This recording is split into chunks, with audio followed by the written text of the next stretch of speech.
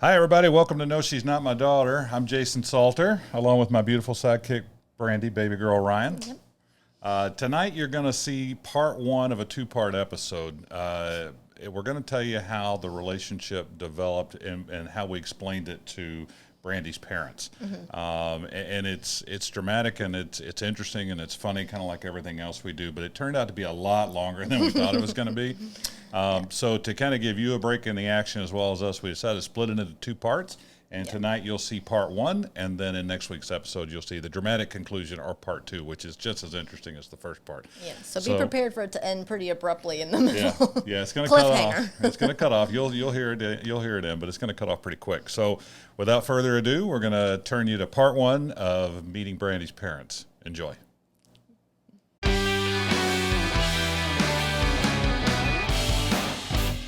Aloha, and welcome to another fabulous episode of No, She's Not My Daughter. I'm Jason Salter, the older and taller version of this relationship. And as always, my beautiful sidekick, Brandy, baby girl Ryan. Say hello to the good folks, baby girl. Hello, good folks. Who's on listening? He's wearing a Hawaiian shirt. That's what the aloha. Aloha. Meka leka hai, meka haini ho. Good week for everybody, right? Yeah. So we just posted the colonoscopy episode, which I guess we'll talk about in a couple minutes. But today is, I love weird, obscure holidays that a lot of people don't know about. And today is actually Peace Officers Memorial Day. Peace? Yeah, police officers. Oh, I think police officers Memorial Day. My father is a retired police officer. I believe you have some law enforcement in your family as well. My grandpa. And so shout out and salute to the boys in blue. Thank you for your service.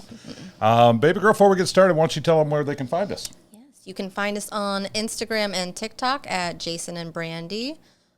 Jason with a Y, Brandy with an I. I always forget. Facebook and YouTube page, No, She's Not My Daughter. And then the email, notmydaughterpod@gmail.com. Email us some stuff. If anybody else is in age gap relationships and you want to share your sprouse or anything, any pictures or your stories, I love to read them. So go ahead. Outstanding. Well, it's always good information. We had several comments on the colonoscopy episode, and for the one question that we did have, the colonoscopy came out fine. They only found my head, a bug, and a stick up there. So thank you, Dad, for your question. We certainly appreciate it and happy to answer it on the air. And now for America's favorite family fun game, Age Gap Couples from Brandy Ryan. Celebrity age gap couples. Not just anybody. Celebrities. Who do we have this week? Today, it is Dennis Quaid and Laura Savoy, I think. I don't know. Anyway, they are 39 years apart, so that is I think that's the biggest age gap I've done so far is 39 years. Yeah, that's huge. Yeah, he is 68 and she is 29. And then heights, we should do a little celebrity heights music too. Music. I'll get right on that. Yeah, he is 6 foot and she is 5'8". That's outstanding. With all these age gaps are tall women. Yeah. 39 years. I'm thinking big dick fat wallet, but maybe not. Well, congratulations to Dennis and Laura on a wonderful age gap relationship.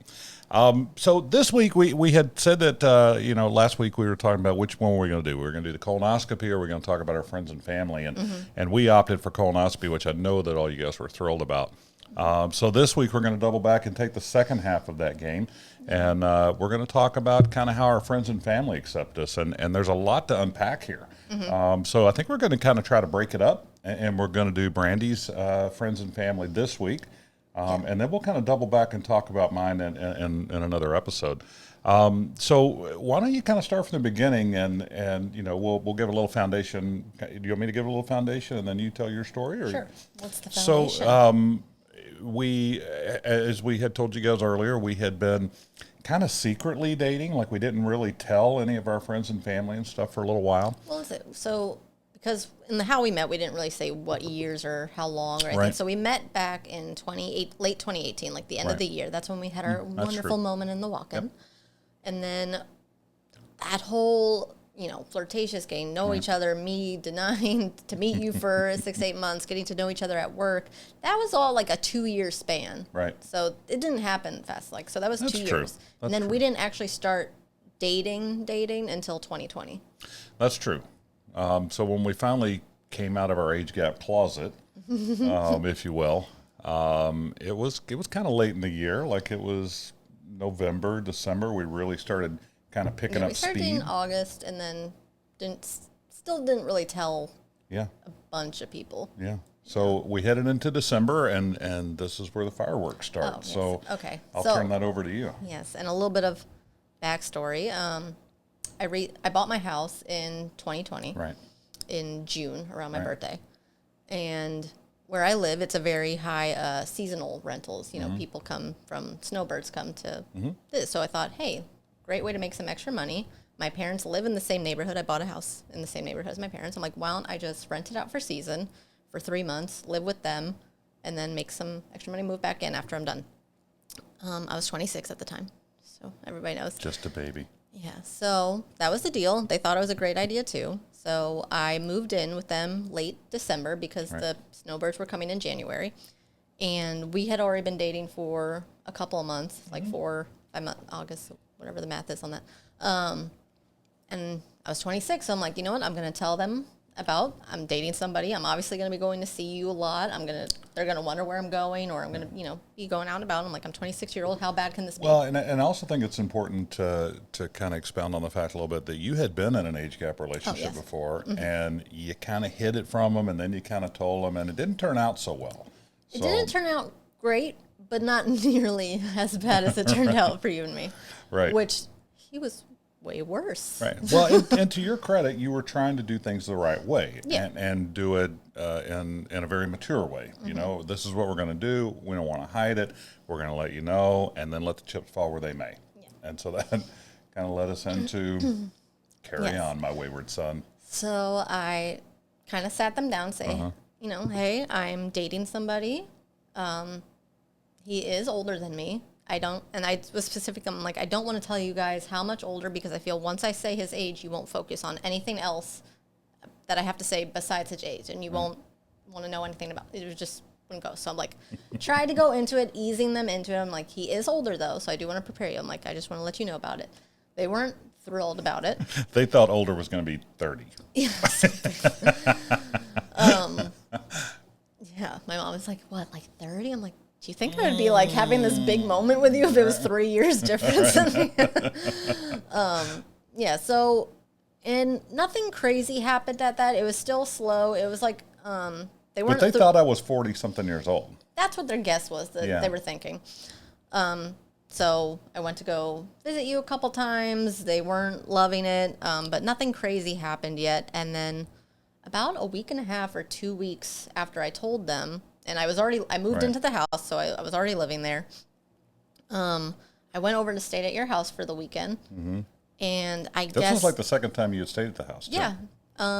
And my mom decided to play detective, which she's very good at.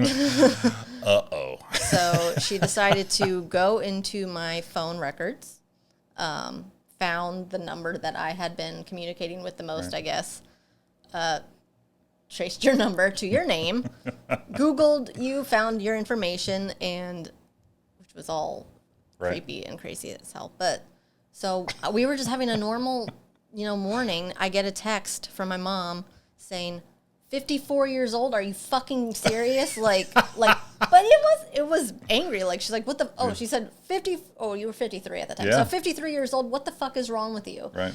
And then it was just message after message after message of nothing good, like stuff you never want to hear from your mom. No, you don't It want to was- hear from your friend, let It alone your was parent. very hurtful things, Yeah. and it's still stuff that resonates in me, Yeah. and I still have a hard time getting over it. It was a lot of just, she was in shock, I guess. She was just nasty things that you shouldn't say to your daughter. And I'll tell you, having lived through that with you, because you were sitting right next to me when you were reading them, and I mean, she's obviously very emotional, and so the tears and emotion that were coming through with that, not only was it hurtful because you're my girlfriend and I love you, but it was because of me. I was causing that pain. I didn't force her to have that reaction, but she was having that reaction because of me. I mean, you talk about an awful feeling. You just watching you fall apart. Because me and my parents were very close. We Yes. always had a good, I had to hide a lot of my, Yeah. I had hid almost all my relationships, even if they weren't age gap Yeah. related, I still hid most of my relationships because they just never were, we never had that open communication of dating. Well, Everything they're else, very protective over you. yeah, so I hid a lot of that of my life, which is partially my fault. I should have been more confident, but since I was such a peacekeeper of the family and people pleaser that I never wanted to disappoint anybody. So I figured the best way to do it was to not tell them. Good call. It worked for a while. Fucking I McGruff just, the did, I crime just dog didn't sorted really it out. think about it till I got into my, late adulthood, how it would affect me. But, yeah, so along the messages that she sent to me, she said I wasn't welcomed back in the house. They were kicking me out, Yep. changing the locks. This is no bullshit. This actually happened. Yeah, she said, I'm canceling your phone. I'm canceling your car insurance. You have an hour to figure it out before it's canceled. A lady from Verizon called me saying, I have your mother on the phone. Right. We're trying to cancel you this. So I Yeah, had she to. wasn't kidding. She went nuts. Yeah. So kicked out. All my stuff was still at the house. I just moved in. I didn't have any of my stuff with me. Right. Just like enough for a weekend. I had to work Monday. Didn't have my work clothes, so I was Right. like screwed. Yeah, so that was a rough time. So yeah, and we weren't even in that place yet of moving in together. Right. We were good in a good place, Right. but that wasn't quite on the horizon yet. We Yeah. were still new. So you graciously took me in. Well, yeah, I mean we were there, and it wasn't so much, and I think people understand this, is that it wasn't the stuff, it wasn't the phone and the lock, and I mean it was the emotional exercise of going through that. I mean the reality was we solved the riddle over lunch. I put her on my phone plan, and she just moved into my house, and I went we on got to her my own car insurance. got her You own helped me car do that. insurance, and we just within an hour, once we kind of got her calmed down a little bit, we were able to sort it all out. I mean, it wasn't insurmountable, but good Lord, just the It was amount just of emotion tied to that. Completely out of nowhere Yeah. and really unexpected, honestly, because when I told them about my first age gap relationship, they were hurt. They didn't like it, but nothing like that happened. They didn't kick me. They didn't kick me out. They didn't threaten to cancel anything. She did start charging me rent, which that's a Right. whole nother story. Anytime she ever found out I was dating anybody, she started charging me rent. I don't know why. She just didn't like it. And now, and we're going to get deeper in the story here in a little bit, but today, I still falter for it, but I don't falter for it. I mean, it's a mom, and you're watching that happen with your kid, and I just don't know how I'd react, and we'll cover that in a few minutes. But I kind of empathize a little bit, being a parent, but not like that. I understand it's not any parents like what they dream for their children. They're not, but Please let my child find a grandpa. not yet, not yet. But it was still extremely hurtful and not dealt with in the right way No, at all. no, it was fucked up. That's for sure. Yeah. So carry on. So they've kicked you out. Yeah, and- so we started living together, and I worked like 45, 50 Right. minutes away. So what used to be a 10-minute drive to work was now a 50-minute drive, and Right. I had to get up fairly early. I had to be at work at 6 o'clock most of the time, Mm-hmm. or earlier, depending on how many orders I had that day. So now I was getting up even earlier, driving back and forth, and not having a relationship with my parents anymore because either they were texting me nasty things or, saying how disappointed. And it just killed, it killed me inside because that was one of my biggest things. I never want to disappoint anybody. So getting Right. that from my parents was really hard. And so I stopped talking to them, just stopped responding, didn't do anything. And then they would start reaching out like, hey, are you okay? And I'm like, how you're going to be asking me if you're worried about me and I'm okay? You kicked me out of the house. I was so pissed off at that. I'm like, what gives you the right to Right. care anymore? You disowned me. Why do you want to know? So it took a long time for us to start getting back on a regular talking, talking Yeah. basis. It was definitely a couple months. Well, and it was a little sporadic too. Like you would have a little light conversation. Yeah, It looked like there was going to be a breakthrough, and And then something would happen where they would say something or try to talk me out of it or say how it's all my fault still. Right. That was the other thing. they were blaming you. They made it seem like everything that happened was my fault and I was in the wrong for what I did. Right. And I'm just like, how am I wrong? I'm like, all I did was tell you about somebody I was dating. Right. why does that make me wrong? I fell in love with somebody.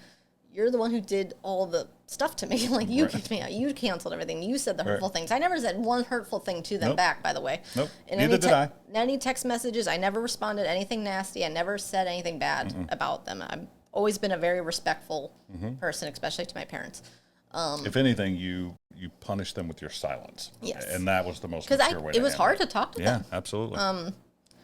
So, yeah, we'd go, that back and forth went for even more months. We'd finally kind of start coming back together, and then something would happen and we'd blow up and I'd go silent treatment again. And it was just this back and forth. And I think they finally got to the point that they're like, if we want a relationship with her, we got to stop, especially my mom. My mom's, Right. you know, my dad's more, he's hurt, but he'll still talk to you. Right. My mom will, damn it, keep doing that. But yeah, she'll, she's a very type A. Yeah. Yeah, she will shut you down. so that was the biggest part, and I think she finally realized that and my dad helped, that I needed to, because I even would meet with my dad for lunch Right. and not my mom. I said, I'll meet you, I trust Right. talking to you and meeting with you, but she can't be there. Well, the weird thing was, and I don't think you need to talk a little bit about Kathy, but the weird thing was is that when you told your parents, they were upset, but your dad's first inclination was, I should get together with this man and, you know, let's have a beer and talk things totally through. forgot about that. Yeah, I mean, it when was a very rational thought process. Yeah, first time I told him that we were dating, I was still living there, he was very rational. I was like, maybe I should meet him for a drink, get to know him, and then like prepare your mom for it. I don't know what happened in between that week, Right. but that was gone. Oh, He did yeah. not want to meet you anymore. He had one other thing to do with you. I don't know what happened. It was very strange. Well, it was either choose his wife or choose his daughter, and he has to live with his wife. And so, I guess. I mean, I get it. I get it. Makes sense. Yeah. Will Brandy's parents ever accept her relationship with Jason? Will she save a ton of money on her new car insurance? What's up with Jason's shirt? Tune in next week for the answers to these questions and many more in the dramatic conclusion of No, She's Not My Daughter.